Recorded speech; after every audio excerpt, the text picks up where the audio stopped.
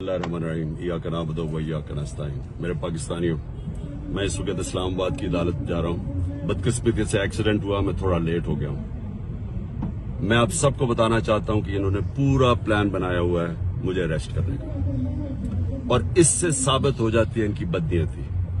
मैं इस्लामाबाद की अदालत में पहले भी जा रहा था। इन्होंने जो मेरे घर के ऊपर हमला किया, वो ये मकसद नहीं था कि मुझे इस्लामाबाद की अदालत में पेश करना। मकसद ये था कि मुझे जेल में डालना। जेल में क्यों डालना? क्योंकि लंदन प्लान का हिस्सा है कि मुझे जेल में डालो। ये नवाज शरीफ की, ये उसकी डिमांड है कि इमरान खान को जेल में डालो और इलेक्शन में वो हिस्सा ना ले सके, और ये फिर वही करने जा रहे हैं। अभी मुझे पता है कि मुझे अरेस्ट कर रहे हैं। मैं सिर्फ बताना चाहता हूं कि मैं रूल ऑफ लॉ में मानता हूं, कानून में मानता हूं। पता होते हुए मैं जा रहा हूं, लेकिन मैं कौम को बताना चाहता हूं कि ये बेनकाब हो गए। ये जो लोग ऊपर बैठाए हुए हैं, जो चोर और डाकू और जिन्होंने बैठाए हैं, ये बेनकाब हो गए हैं कि इनकी नीयत क्या है। नीयत कभी इस मुल्क में कानून नहीं थी।